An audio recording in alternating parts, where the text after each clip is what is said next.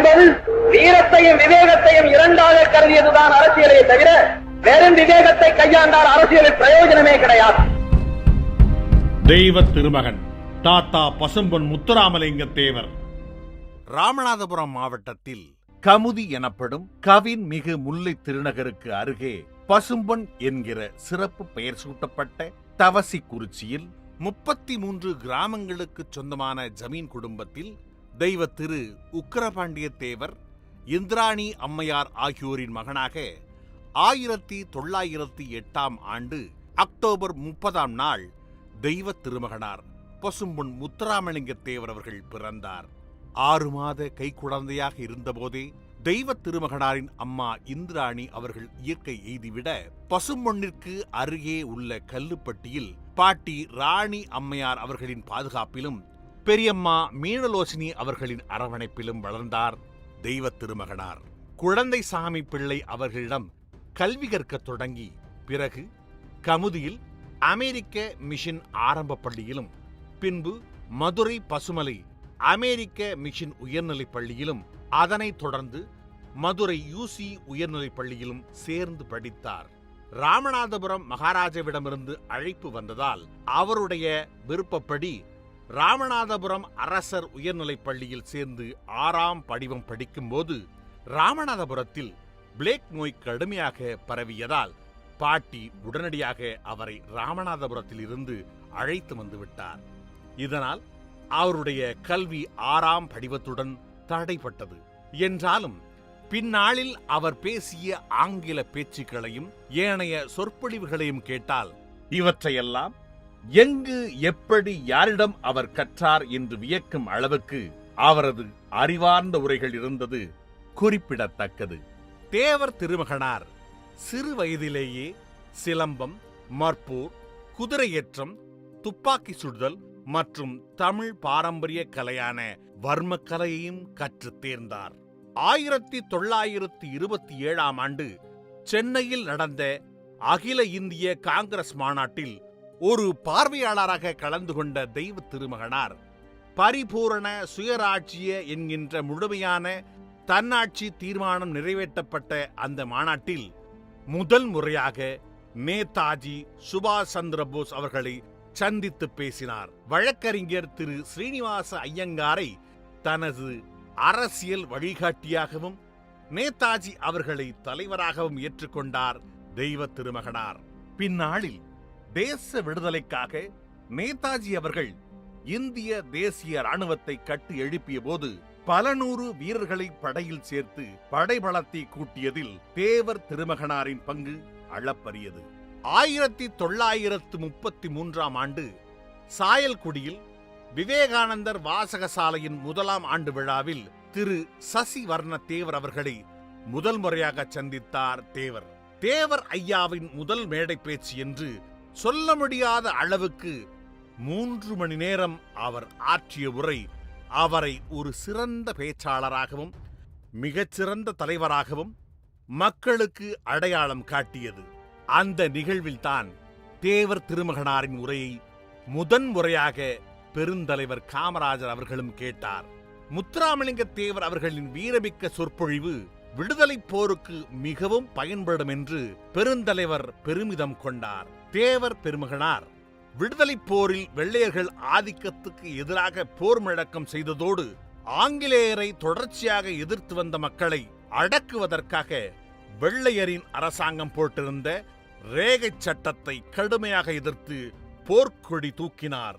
குற்றப்பரம்பரை சட்டத்திற்கு இலக்கானவர்கள் பொழுது சாய்ந்ததும் அந்த பகுதி காவல் நிலையத்திற்கு சென்று கைரேகை வைத்துவிட்டு இரவு முழுவதும் காவல் நிலையத்திலேயே காவலர்கள் பார்வையில் தங்க வேண்டும்.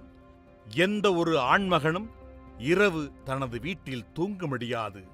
அதை மீறினால் சிறைச்சாலை போக வேண்டும் என்கின்ற நிலை இருந்தது. அந்த கொடுமையான ரேகை சட்டத்தை எதிர்த்து கட்டை விரலை வேண்டுமானால் வெட்டிக்கொள் அல்லது சிறைக்கு போ, ரேகை மட்டும் வைக்காத என்று ஒவ்வொரு ஊரிலும் முழங்கினார் தேவர் அவர்கள். மக்கள் அவர் பின்னால் அணி அணியாக திரள்வதைக் கண்ட வெள்ளையர் அரசாங்கம் தேவர் திருமகனாரை சிவகாசி காவல் நிலையத்திற்கு விசாரணைக்கு அழைத்தது. ஆயிரக்கணக்கான மக்கள் காவல் நிலையத்தை முற்றுகையிட்டனர். ரேகை சட்டம் ஒழிக, தேவர் திருமகனார் வாழ்க என்ற முழக்கங்கள் விண்ணை பிளந்தன. 1934 ஆண்டு மே 12, 13 ஆகிய 2 நாட்கள் ஆப்பநாட்டு மறவர்கள் மாநாடு டாக்டர் வரதராஜுலு தலைமையில் நடந்தது. டாக்டர் வரதராஜுலு, முத்துராமலிங்க தேவர், சசிவர்ண தேவர், பிள்ளையார்குளம் பெருமாள் தேவர், நவநீத கிருஷ்ண தேவர் ஆகியோர் அடங்கிய ஐவர் குழு சென்னை மாகாண கவர்னராக இருந்த முகமது உஸ்மானை சந்தித்து ரேகை சட்டத்தை நீக்கும்படி மனு கொடுத்தார்கள். அதன் பிறகு ஆப்பநாட்டு மறவர்கள் மீது ஏவப்பட்டிருந்த ரேகை சட்டம் எனப்பட்ட குற்ற பழங்குடியினர் சட்டம் படிப்படியாக குறைக்கப்பட்டு முற்றிலுமாக நீக்கப்பட்டது. தனது பகுதியில் ரேகை சட்டம் நீக்கப்பட்டாலும் பிறமலை கள்ளர்கள் நாட்டில் ரேகை சட்டத்தால் அவர்கள் அனுபவிக்கும் கொடுமைகளைக் கண்டு வேதனைப்பட்டார் தேவர் திருமகனார். பசுமலை பள்ளியில் மாணவராக இருந்தபோதே பெருங்காவநல்லூரில் பிறமலை கள்ளர்கள் ரேகை சட்டத்தை எதிர்த்து போராடி 1920 ஆண்டு ஏப்ரல் 3 துப்பாக்கிச் சூட்டில் 17 பேர் கொல்லப்பட்ட துயர் செய்தியை அவர் அறிந்திருந்தார். மக்கள் அந்த சட்டத்தால் கடுமையாக பாதிக்கப்படுவதை அறிந்து பிறமலை கள்ளர் நாட்டில் ரேகை சட்டத்துக்கு எதிராக எதிர்த்து போராடும் ஒரு பெரும் புரட்சிக்கு வித்திட்டார் தேவர். இந்த ரேகை சட்ட எதிர்ப்பை அகில இந்திய பிரச்சனையாக மாற்றுவதற்கு தேவர் திருமகனார் முயற்சியில் அகில இந்திய குற்ற பழங்குடியினர் சட்ட எதிர்ப்பு மாநாடு நடைபெற்றது. ராஜாஜி மதுரைக்கு வந்தபோது ரேகை சட்டத்தை ரத்து செய்ய வலியுறுத்தி மனு கொடுப்பதற்காக கம்பம் முதல் மதுரை வரை பல ஊர்களிலிருந்தும் ஊர்வலமாக புறப்பட்டு பிறமலைக்கல்லர் சமூகத்தினர் பெருங்கடலென மதுரையில் திரண்டார்கள். கொடிய ரேகை சட்டத்தை நீக்க வேண்டும், இல்லாவிட்டால் தேவர் திருமகனார் தலைமையில் மாபெரும் போராட்டம் நடத்துவோம் என்று எச்சரித்தார்கள். சிந்துபட்டியில் கவர்னர் கலந்து கொள்வதற்காக ஜல்லிக்கட்டு விழா ஏற்பாடு செய்யப்பட்டிருந்தது. ஜல்லிக்கட்டு விழாவுக்கு மாடு கொண்டு போகக்கூடாது, வீரர்கள் மாடு பிடிக்கவும் கூடாது. அப்படி யாரேனும் சென்றால் அவன் இன துரோகி என்று குறிப்பிட்டு உள்ளங்கை அளவிலேயே ஒரு துண்டறிக்கையை தேவர் திருமகனார் வெளியிட்டார். கவர்னர் வரும் வழியில் செக்கானூரணியில் இருந்து உசிலம்பட்டி வரை யாருமே சாலையில் நடமாடவில்லை. தான் வருகின்ற விழாவுக்கு ஆள் நடமாட்டமே இல்லாததை கண்ட கவர்னர் மாவட்ட ஆட்சியரிடம் இது பற்றி விசாரிக்க ஜல்லிக்கட்டு விழாவை புறக்கணிக்கும்படி தேவர் திருமகனார் கொடுத்த அறிக்கையால் மக்கள் யாரும் வரவில்லை. தங்களுடைய வருகைக்கு எதிர்ப்பு தெரிவித்து புறக்கணித்து உள்ளனர் என்று தெரியப்படுத்த ஒரு கை அகல துண்டறிக்கையில் ஒரு நாட்டையே கட்டுப்படுத்தக்கூடிய அளவுக்கு செல்வாக்கு படைத்த தலைவராக தேவர் திருமகனார் இருப்பதைக் கண்டு திகைத்தது ஆங்கில அரசு. திரு ஜார்ஜ் ஜோசப் அவர்களை தொடர்ந்து தேவர் திருமகனாரும் குற்ற பழங்குடி சட்டத்தை கடுமையாக எதிர்த்து போராடினார். அவரது உறுதிமிக்க போராட்டங்களுக்கு இறுதியில் வெற்றி கிடைத்தது. ரேகை சட்டம் முற்றிலுமாக நீக்கப்பட்டது. இந்திய விடுதலை போராட்டத்தில் தமிழர்களின் பங்கு மறைக்கப்படுவதைக் கண்டு தேவர் திருமகனார் கோபம் கொண்டார். அதை பல இடங்களில் வெளிப்படுத்தினார். கட்டபொம்மன் மாத்திரம் சண்டையிடவில்லை. இந்த நாட்டில் இருந்த 17 ஜமீன்தார்கள் சேர்ந்து சண்டையிட்டார்கள். அந்த 17 பேரோடு ஒருவர் கட்டபொம்மன். அதையும் தமிழ்நாட்டுக்கு அந்த சரித்திரத்தை கொடுத்து விட்டால் தவறு. ஏதோ ஒரு ஆந்திரர் வந்து சண்டை செய்தார் என்று இருக்கட்டும் என்று சூழ்ச்சியாக அந்த சரித்திரம் எழுதப்படுகிறது. அதை இன்னும் மக்கள் படித்து பாராட்டி வருகிற நிலைமையில் ஆங்கிலேயருடைய கையெழுத்துத்தான் இன்றைக்கு நாம் கொண்டாடுகிற சரித்திரமாக இருக்கிறது. சண்டையிட்ட 18 முக்கியஸ்தர்களும் கட்டபொம்மன் ஒருவர். 17 பேருடைய சண்டை, 17 பேர் சிந்திய ரத்தம், 17 பேருடைய பரம்பரை சிந்திய ரத்தம், அதன் பிரதிநிதியாக நின்ற பாதர் வெள்ளை ஒருவருக்கு மாத்திரம் ஒரு வேலைக்காரனாக கொடுக்கப்பட்டு விட்டு அதிலும் ஒரு தமிழ்நாட்டின் சரித்திரத்தை, தமிழ்நாட்டின் வீரத்தை மறைக்க வேண்டும் என்று அன்று வெள்ளையன் காண்கிறார். அதே சரித்திரமாக இன்று நாம் கொண்டாடுகிறோம். ஆலய நுழைவுச் சட்டம் இயற்றப்படுவதற்கு முன்னரே காந்தியவாதியும் வழக்கறிஞருமான வைத்தியநாத ஐயர் பட்டியல் வகுப்பு மக்களின் ஆலய நுழைவிற்கு ஆதரவாக பிரச்சாரம் செய்தார். மதுரை மீனாட்சி அம்மன் கோயிலுக்குள் நுழைய விடாமல் தடுக்கப்பட்ட பட்டியலின மக்களுடன் 1939 ஜூலை 8 கோயிலுக்குள் நுழைந்து வழிபாடு செய்ய வழக்கறிஞர் வைத்தியநாத ஐயர் தலைமையில் நடைபெற்ற ஆலய நுழைவுக்கு தக்க பாதுகாப்பு கொடுக்குமாறு ராஜாஜி அவர்கள் பசும்பொன் தேவர் முத்துராமலிங்க தேவர் அவர்களை கேட்டுக்கொண்டார். 1939 ஆண்டு ஜூலை 8ஆம் நாள் காலை 10 மணிக்கு வைத்தியநாத ஐயர் பட்டியலின மக்களுடன் தனது ஆதரவாளர்கள் படைசூழ மீனாட்சி அம்மன் கோயிலுக்குள் நுழைந்தார். அதற்கு உறுதுணையாக தெய்வ திருமகனார் இருந்தார். மாவட்ட அளவிலான ஆரம்ப பள்ளிகள், உயர்நிலைப் பள்ளிகள் ஆகியவைகளை அமைத்தல், நிர்வகித்தல், சாலைகள் அமைத்தல், பராமரித்தல் உள்ளிட்ட பொதுப்பணிகள் மற்றும் சிறிய மருத்துவமனைகள் ஆகியவைகளை நிர்வகிக்கும் அவையாக ஜில்லா போர்டு எனப்பட்ட மாவட்ட வாரியம் அந்த நாளில் செயல்பட்டது. அந்த மாவட்ட வாரிய தேர்தலில் அதுவரை தேசிய காங்கிரஸ் போட்டியிட்டதில்லை. 1938ஆம் ஆண்டு நடந்த தேர்தலில் முதல் முறையாக காங்கிரஸ் சார்பில் முதுகுளத்தூர் பகுதியில் தேவர் திருமகனார் போட்டியிட்டு மாபெரும் வெற்றி பெற்றார். தனது தேர்தல் பணிகளை கூட கவனிக்க நேரமில்லாமல் ராமநாதபுரம் மாவட்டம் முழுவதும் பரப்புரை செய்து தேசிய காங்கிரஸ் வெற்றி பெறுவதற்கு உழைத்து மகத்தான வெற்றி பரிசளித்தார் தேவர் திருமகன். ஜஸ்டிஸ் கட்சி எனும் நீதி கட்சியின் மிகப்பெரிய தூண்களையெல்லாம் வீழ்த்தி காட்டினார். வெற்றி விழா கூட்டத்தில் பேசிய தீரர் சத்தியமூர்த்தி அவர்கள் தேவர் அவர்களின் தேன்மாறி பொழியும் பிரசங்கத்தாலும் அவருடைய மக்கள் செல்வாக்கினாலும் தான் ராமநாதபுரம் மாவட்டத்தில் காங்கிரசுக்கு இவ்வளவு மகத்தான வெற்றி கிடைத்தது.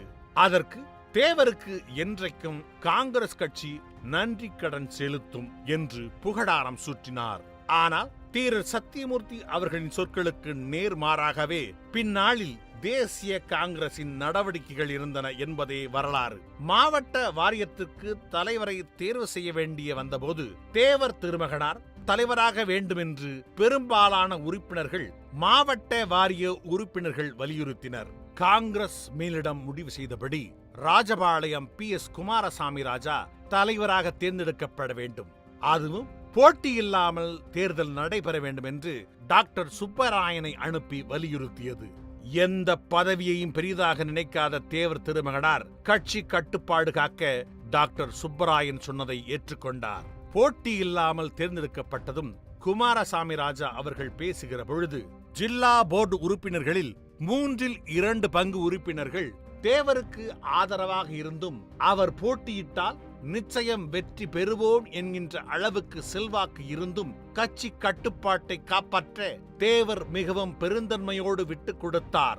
வேறு யாருக்காவது இவ்வளவு பெரிய செல்வாக்கு இருந்திருந்தால் நிச்சயம் அவர்கள் விட்டுக் கொடுத்திருக்க மாட்டார்கள். கட்சியின் கௌரவத்தையும் கட்டுப்பாட்டையும் காப்பாற்றி தந்தவர் தேவர் என்று பாராட்டி பேசினார்.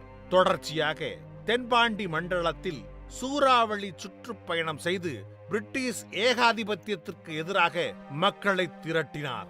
தேவருடைய ஒவ்வொரு கூட்டம் முடிந்ததும் நூற்றுக்கணக்கான பக்தர்கள் உருவாகி கொண்டிருந்தார்கள். அவர்கள் தேசத்திற்காக எந்தவித தியாகத்தையும் செய்ய தயாரானதை கண்ட ஆங்கில அரசு தேவருடைய சொற்பொழிவுகள் வெள்ளை ஏகாதிபத்திய அரசுக்கு எதிராக மக்களை திரட்டியதால் அவரது அரசியல் பேச்சை தடுத்தே ஆக வேண்டும் என்று முடிவு செய்து தேவர் அவர்களை பேசக்கூடாது, மீறி பேசினால் பேசிய இடத்திலேயே கைது செய்து சிறையில் அடைக்கப்படுவார் என்று ஒரு வாய்ப்பூட்டு சட்டத்தை போட்டது. அதையும் மீறி மக்களிடையே பேசி தேசிய காங்கிரசுக்கு பெரும் செல்வாக்கை உண்டாக்கினார். ஆனால் அதே தேசிய காங்கிரஸ் தான் பின்னாளில் திருமகனுக்கு பெரும் துரோகத்தையே பரிசளித்தது. 1948ஆம் ஆண்டு ஃபார்வர்டு பிளாக் கட்சி தனி இயக்கமாக இயங்க தொடங்கியதும் தேவர் ஃபார்வர்டு பிளாக் கட்சியின் வளர்ச்சிக்காக தன்னை அர்ப்பணித்துக் கொண்டார். அந்த ஆண்டில் நடந்த மாவட்ட நிர்வாக அமைப்பின் தேர்தலில் காங்கிரஸை எதிர்த்து கமுதி, சாயல்குடி ஆகிய ஜில்லா போர்டு தொகுதிகளில் முறையே குருவன் செட்டியார் மற்றும் சேதுராமன் செட்டியாரை நிறுத்தி வெற்றி பெறச் செய்தார். இந்த வெற்றியும் பின்னாளில் தேவர் அவர்களின் தேர்தல் வெற்றிகள் பலவும் காங்கிரஸ் கட்சியை வெறுப்பின் உச்சத்துக்கே கொண்டு சென்றன. 1948ஆம் ஆண்டு ஜனவரி 23இல் நேதாஜியின் பிறந்த நாளில் தேவர் அவர்களை ஆசிரியராக நேதாஜி என்கின்ற வார பத்திரிகை தொடங்கப்பட்டது. அதில் தேவர் அவர்கள் காங்கிரஸ் கட்சியின் தவறான போக்குகளை சுட்டிக்காட்டி நாட்டு மக்களின் நலன்களுக்காகத்தான் அரசியல் கட்சிகளின் நலன்களுக்கு மக்கள் அல்ல என்பதை தனது எழுத்தாற்றல் மூலம் எடுத்து இயம்பிக் கொண்டிருந்தார். தமிழ்நாடு, ஆந்திரா, கேரளா, கர்நாடகா உள்பட 375 சட்டமன்ற தொகுதிகள் உள்ளடக்கியிருந்த சென்னை மாகாணத்திற்கு 1952 பொது தேர்தல் வந்தது. திமுக நேரடியாக அதில் போட்டியிடவில்லை. ஈவேரா அவர்களும் காங்கிரஸை எதிர்த்து முழு மூச்சாக வேலை செய்தார். அருப்புக்கோட்டை சட்டமன்ற தொகுதி, கடம்பூர் சட்டமன்ற தொகுதி, கோவில்பட்டி சட்டமன்ற தொகுதி ஆகியவற்றை உள்ளடக்கிய அருப்புக்கோட்டை நாடாளுமன்ற தொகுதியிலும் பொது மற்றும் தனி தொகுதியாக இரட்டை உறுப்பினர் தொகுதியான முதுகுளத்தூர் சட்டமன்ற தொகுதியிலும் ஐயா முத்துராமலிங்க தேவர்கள் போட்டியிட்டு இரண்டிலும் மாபெரும் வெற்றி பெற்றார்.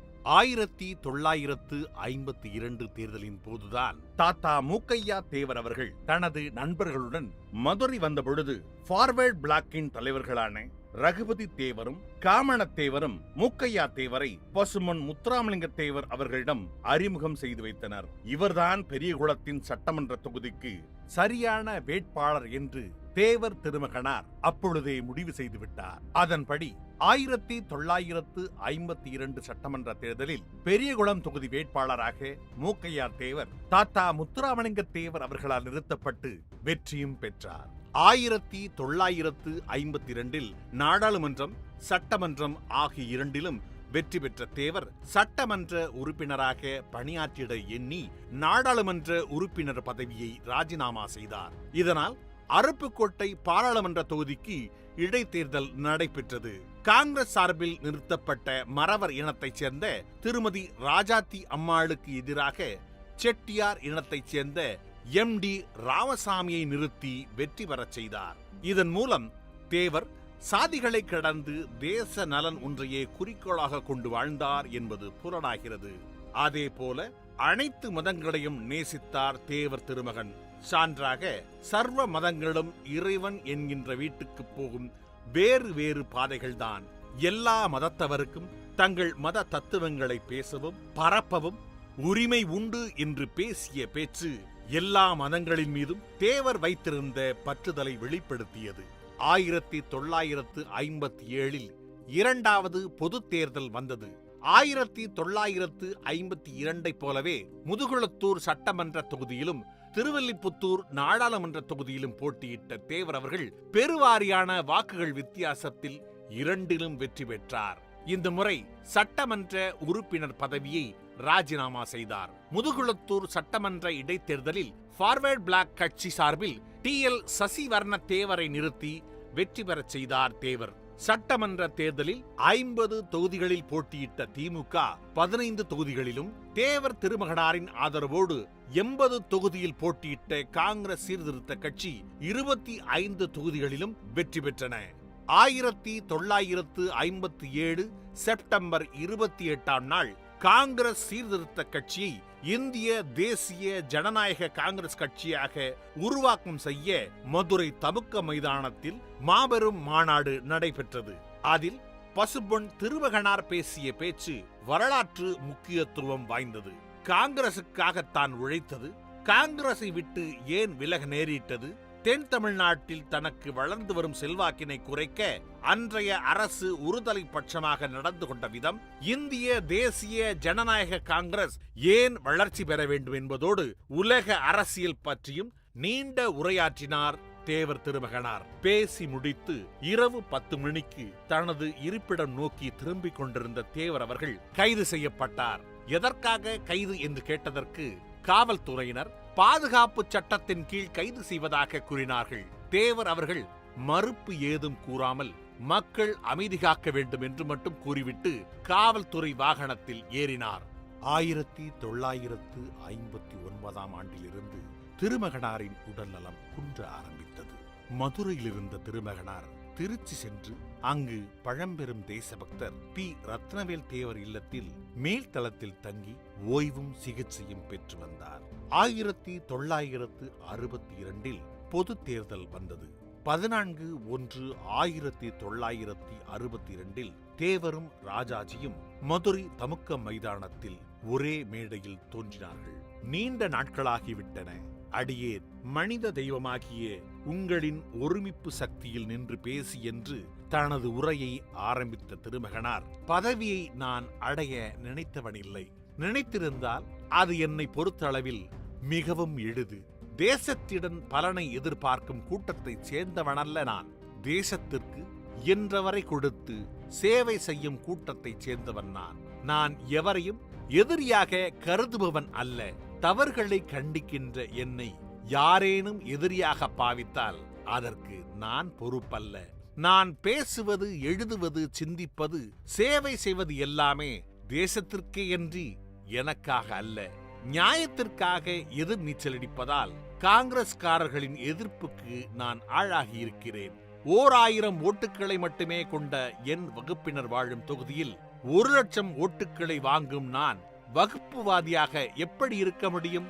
தம்மிடம் உள்ள வகுப்புவாதத்தை மறைக்க பிறரை வகுப்புவாதிகள் என்று கூறி ஏமாற்றுவோரை மக்கள் தெரிந்து கொள்ளாமல் இல்லை. எதிர்க்கட்சி என்பது ஜனநாயகத்தின் இரு கண்களில் ஒன்று. இரு கண்களும் சம சக்தியோடு செயல்பட்டால் அன்றி ஜனநாயகம் வலிமையோடு நடக்க முடியாது. உங்கள் தலைவிதியை 5 வருடங்களுக்கு ஒப்புவிக்கும் ஒரு கடமை அல்லவா ஓட்டு போடுவது?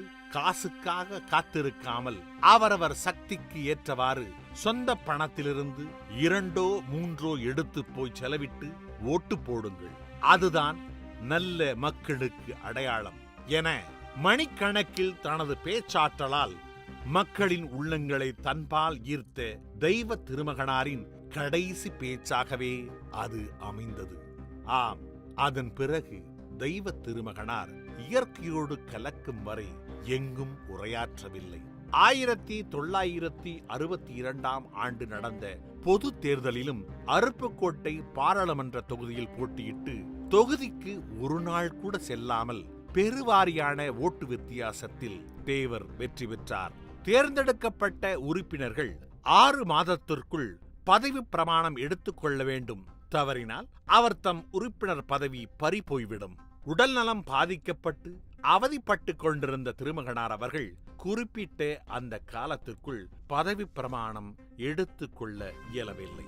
இருப்பினும் நாடாளுமன்றம் தெய்வ திருமகனார் எப்போது வேண்டுமானாலும் வந்து பதவி பிரமாணம் எடுத்துக் கொள்ளலாம் என்று விதிமுறையையே தளர்த்தியது. தனது மரண சாசனத்தில் தன் சொத்துக்களின் பெரும்பகுதியை தாழ்த்தப்பட்ட மக்களுக்கு எழுதி வைத்தார். அது மட்டுமல்லாது தனது இல்லத்தில் அவர்களுக்கு கல்வியும் கொடுத்தார். இந்த பூமியில் தெய்வ திருமகனார் வாழ்ந்த மொத்த வாழ்நாட்கள் 20,075. இதில் 4000 நாட்களை தேசத்திற்காக சிறையில் கழித்தார் தெய்வ திருமகனார்.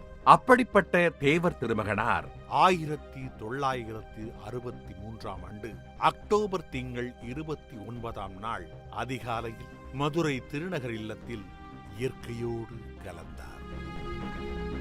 அவரது திருவுடல் பசும்பொன்னிற்கு கொண்டு வரப்பட்டு லட்சக்கணக்கான மக்களும் தலைவர்களும் ஆன்மீக பெரியோர்களும் அவருக்கு இறுதி வணக்கம் செலுத்திய பிறகு 1963 அக்டோபர் 30ஆம் நாள் மாலையில் யோகிகளை அடக்கம் செய்யும் முறையில் தெய்வ திருமகனாரின் உடல் அடக்கம் செய்யப்பட்டது.